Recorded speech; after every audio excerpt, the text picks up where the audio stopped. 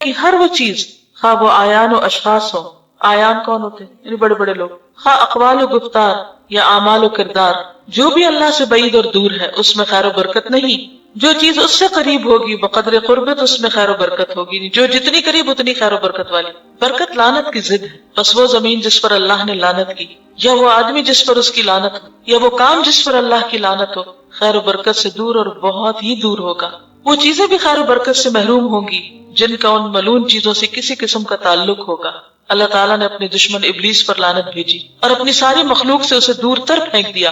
اس لیے ہر وہ چیز جسے ابلیس سے کسی قسم کی نسبت اور تعلق ہوگا اس پر بقدر نسبت و تعلق لعنت ہوگی۔ ظاہر ہے کہ عمر، رزق، علم اور عمل وغیرہ سے برکتوں کے سلب ہونے میں گناہوں کا بڑا دخل ہے، اور معاصی کے اثرات بہت دور رس ہیں۔ بس وہ وقت جس کے اندر تم اللہ کی نافرمانی کرو، یا وہ مال جس کے ذریعے اللہ کی نافرمانی ہو، یا وہ جسم اور مال، قوت، جاہ و منزلت اور علم و عمل جس کے ذریعے اللہ کی نافرمانی ہوتی ہو، وہ اللہ کے یہاں نافرمانی کرنے والے کے خلاف حجت ہے، اور یہ اس کے حق میں قطعاً مفید نہیں۔ صرف وہی چیز کارآمد ہوگی جو طاعت الہی میں صرف کی جائے۔ یہی وجہ ہے کہ بعض لوگ 100 برس زندہ رہتے ہیں لیکن انہیں بمشکل 20 سال کی عمر نصیب ہوتی۔ بعض کے پاس سونے چاندی کے انبار ہوتے ہیں اور مال و دولت سے ان کے خزانے پر ہوتے ہیں، لیکن در حقیقت اس میں سے 1000 درہم بھی ان کی قسمت میں نہیں ہوتے۔ یہی حال جاہ و منزلت اور علم کا ہے۔ حدیث شریف میں ہے الدنیا ملعونۃ ملعون ما فیہا الا ذکر اللہ عز وجل وما والاہ او عالم او متعلم۔ ترمذی، ابن ماجہ نے بھی اس کو روایت کیا ہے۔ دنیا ملعون ہے اور جو کچھ اس میں ہے ملعون ہے سوائے ذکر اللہ کے، یا جو اس سے تعلق رکھے، یا عالم یا متعلم، سیکھنے والا یا سکھانے والا۔ ایک اور حدیث میں ہے ملعونۃ ملعون ما فیہا الا ما کان للہ۔ یہ ترمذی کی روایت یہی ضعیف ہے، مفہوم ملتا جلتا اوپر سے۔ دنیا ملعون ہے اور دنیا میں جو کچھ ہے ملعون ہے سوائے اس کے جو اللہ تعالیٰ کے لیے ہو۔ جو چیز اللہ تعالیٰ کے لیے ہو اسی میں اللہ تعالیٰ کی خیر و برکت ہوا کرتی۔ واللہ المستعان۔ کیا کرنے کی ضرورت؟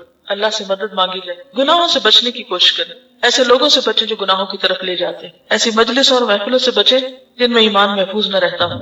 دوست وہ جسے دیکھ کے اللہ یاد آئے، تو آپ اپنی دوستیوں کے کرائیٹیریا دیکھ لیں، پہچان کر لیں۔ اصل میں یہ کہ ہم سب کو ڈیسیژن یہ لینا ہے کہ غلط کام نہیں کرنے، کسی کا بھی ساتھ نہیں دینا غلط کاموں میں، چاہے ماں باپ ہوں، بہن بھائی ہوں، دوستوں، کوئی بھی۔ نیکی میں تعاون کرنا ہے، برائی میں کسی سے بھی تعاون نہیں کرنا، چاہے کوئی ناراض ہوتا ہے یا راضی۔ اگر کوئی وقتی طور پہ ناراض بھی ہو جائے گا نا، اور ہم نے اللہ کو راضی کر لیا تو اللہ اس کو بھی ہم سے راضی کر دے، لیکن اگر اللہ کو ناراض کر کے اس کو راضی کیا تو اللہ بھی ناراض، اور اللہ اس کو بھی ہم سے ناراض کر دے گا کسی دن۔ یہ بتائیے کہ جادو کا شرک سے کیا تعلق ہے؟ ہم شرک کا باب پڑھ رہے تھے تو اس کا ذیلی باب ہے جادو، کیا کنیکشن ہے؟ یعنی جادو میں کچھ ایسے اعمال کیے جاتے ہیں جو شرک کے ضمن میں آتے ہیں، جس میں غیر اللہ سے مدد مانگی جاتی ہے، جیسے شیاطین وغیرہ، اور اللہ تعالیٰ کی صفت تصرف جو یعنی کہ اللہ تعالیٰ کی جو قدرت ہے یا طاقت ہے مختلف کاموں میں تصرف کی، وہ دوسروں سے منسوخ کر دی جاتی۔ بعض اوقات جادوگر یہ بھی شو کرتے ہیں کہ وہ غیب کا علم جانتے ہیں، اپنے آپ کو نفع و نقصان کا مالک سمجھتے ہیں، یعنی دوسروں کو نفع یا نقصان پہنچانے کا دعویٰ کرتے ہیں کہ ہم جادو کے ذریعے کوئی چیز حاصل کر لیں گے یا پھر کسی کو کوئی نقصان دے سکیں گے، حالانکہ ایسا ممکن نہیں جب تک کہ اللہ تعالیٰ نہ چاہے۔ تو دراصل اس میں بہت سا عقیدے کا بگاڑ ہے۔ جادوگروں کے علاوہ اور کن کے پاس جانا شرک کا سبب بن سکتا ہے؟ کاہن کس کو کہتے ہیں؟ مثلا جو غیب کی خبریں دیتے ہیں، پیشن گوئیاں جو کر رہے ہوتے ہیں۔ پھر غیب کی خبریں دینے والوں میں کون کون شامل ہیں؟ نجومی کیا کرتے ہیں؟ وہ کس کے ذریعے خبریں پہنچاتے ہیں؟ ستاروں کو ذریعہ بناتے ہیں، ستاروں کی رفتار یا مختلف سٹارز یا جو سیارے ہوتے ہیں ان کے ذریعے۔ برج، وہ جو بروج، سورت بروج سے اس کی دلیل لیتے ہیں، حالانکہ اس میں تو کوئی ایسے ذکر نہیں۔ اور کون ہوتے ہیں جن کے پاس جا کر انسان شرک کا مرتکب ہوتا ہے؟ فال گیر، یعنی جو فال نکالتے ہیں۔ فال کے لیے کس چیز کا استعمال کیا جاتا ہے؟ پرندے، طوطا وغیرہ کو۔ اچھا، اور پامسٹ، یس، جو ہاتھ کی لکیریں دیکھتے ہیں، اس میں کیا برائی ہے؟ ہاتھ کی لکیریں دیکھنا تو ایک سائنس ہے، ایک علم ہے، ایک فن ہے، تو اس کا کیا تعلق ہے شرک سے؟ جی، مستقبل کے بارے میں کسی بھی چیز کے علم کا دعویٰ کرنا درست نہیں، کیونکہ کل کیا ہونے والا ہے قرآن مجید میں آتا ہے ما تدری نفس ماذا تکسب غدا، کسی کو نہیں پتا کہ اس نے کل کیا کرنا ہے۔ لکھا ہے قرآن میں، کس صورت میں آئی؟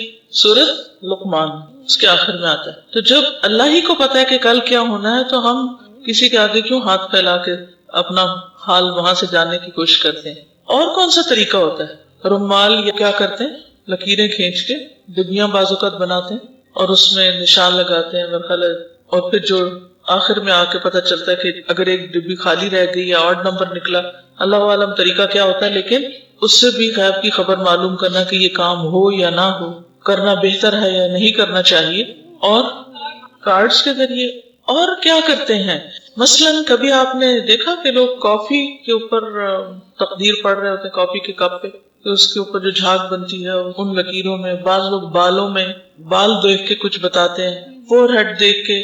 وہ تو چلے پھر بھی فراست اور سمجھداری اور انسان کے چہرے کو ایک دیکھ کے ایک اندازہ ہو جاتا ہے کہ یہ شریف انسان ہے یا کوئی بدماش ہے، وہ علم فراست کہلاتا ہے. اس کا غیب سے تعلق نہیں ہوتا، وہ صرف چہرے کی ظاہری علامات کو دیکھ کر، جیسے قرآن مجید میں کہا ہے نا کہ غریب لوگوں کو جن کو صدقہ دینا چاہیے ان کو کہاں سے پہچانا جائے، تعرفہم بسیماہم، تو ان کا چہرہ دیکھ کے، ان کی پیشانی دیکھ کے تم پہچان جاؤ گے. یعنی ظاہری اثرات سے کچھ پہچانا، لیکن اس سے یہ خبریں دینا کہ اس کا فیوچر کیا ہوگا، یہ درست نہیں. دیکھیے کوئی بھی جو کسی چیز کا دعویٰ کرے نا، اس کو ایک ہی جملہ بولا کرے، قل ہاتوا برہانکم ان کنتم صادقین. اگر تم اپنے اس دعوے میں سچے ہو تو ہمیں کوئی دلیل دے دو، ہم بھی مان جائیں گے، ہمیں کوئی مشکل نہیں. اور اگر کوئی دلیل نہیں ہے تو کیا کسی انسان کو یہ بات زیب دیتی ہے کہ وہ کسی کی تباہی کا فیصلہ کرے؟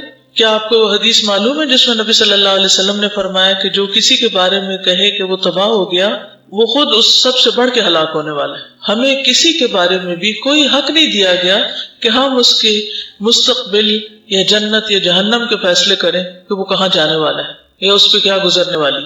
اصل چیز یہی ہے کہ آپ کے پاس معیار ہونا چاہیے اور اس کے مطابق آپ پھر چیزوں کو پرکھیں. جی علم العادات سے بھی لوگ کچھ مستقبل کی پیشن گوئیاں کرتے رہتے ہیں، ڈیٹ آف برتھ سے یا ناموں کے حروف کے اعداد کو جمع تفریق کر کے کہ یہ نام رکھنا اچھا ہے یا نہیں. ان چیزوں سے بھی پرہیز کرنا چاہیے. جی ویدر اپ ڈیٹس جو ہوتی ہیں یہ اسباب کے ذریعے ہوتی ہیں.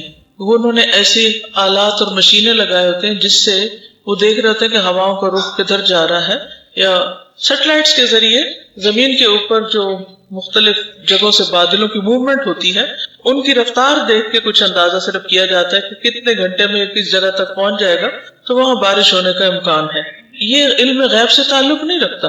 علم غیب تب ہوتا یہ جب وہ بغیر کسی ذریعے کے یہ بتاتے کہ بارش ہونے والی. مثلا آپ کو بخار ہے اور کوئی شخص صرف دیکھ کے آپ کو کہے کہ آپ کو بخار ہے بغیر کسی ذریعے کے، تو ہاں شکل سے اور چہرے سے اگر وہ کچھ علامات ظاہر ہو رہی ہیں کہ وہ سرخ ہے، یہ ایک ڈاکٹر اور تجربے کی بنیاد پہ کہہ رہا ہے تو وہ ایک علم کی بنیاد پہ کہہ رہا ہے، غیب دانی کا وہ دعویٰ نہیں کر رہا. یا وہ تھرمومیٹر لگا کے آپ کو ٹیمپریچر بتا رہا ہے. تھرمومیٹر لگا کے کوئی اگر بتاتا ہے کہ آپ کو یہ بخار ہے یا فلاں بیماری ہے، یا بعض لوگ نبض دیکھ کے بتاتے ہیں، تو وہ جو آپ کی ہارٹ بیٹس ہوتی ہیں یا جسم کے اندر کی گرمی سردی کا جو مزاج ہوتا ہے اس سے بعض بیماریوں کی نشاندہی ہوتی ہے. یہ سب اسباب کے ذریعے ہے. غیب دانی بدون اسباب یا صرف تیر تکے کی بنا پر کوئی بات کہنے کو کہتے ہیں، تو یہ شرک میں نہیں آئے گا. ٹھیک ہے. اسی طرح یہ جو آتا ہے نا قرآن مجید میں کہ کوئی شخص یہ نہیں جانتا کہ کس جگہ مرے گا، کہاں فوت ہوگا، کسی کو نہیں پتا. کئی دفعہ آپ نے دیکھا ہوگا کہ انسان کی موت لکھی ہوتی ہے تو وہ خود بخود وہاں پہنچ جاتا ہے. اور اسی طرح کہ کوئی مادہ کیا جنے گی. اب بغیر آلات کی مدد کے اگر کوئی یہ دعویٰ کرتا ہے تو یہ شرک ہے.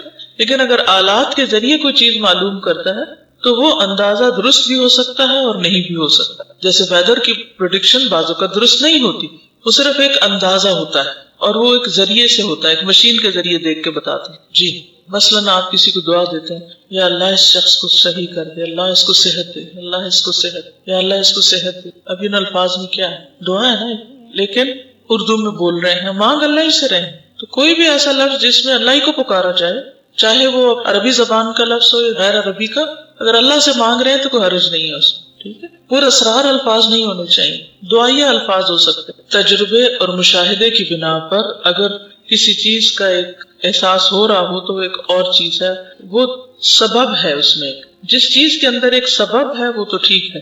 نیکسٹ آگے شروع کرتے ہیں.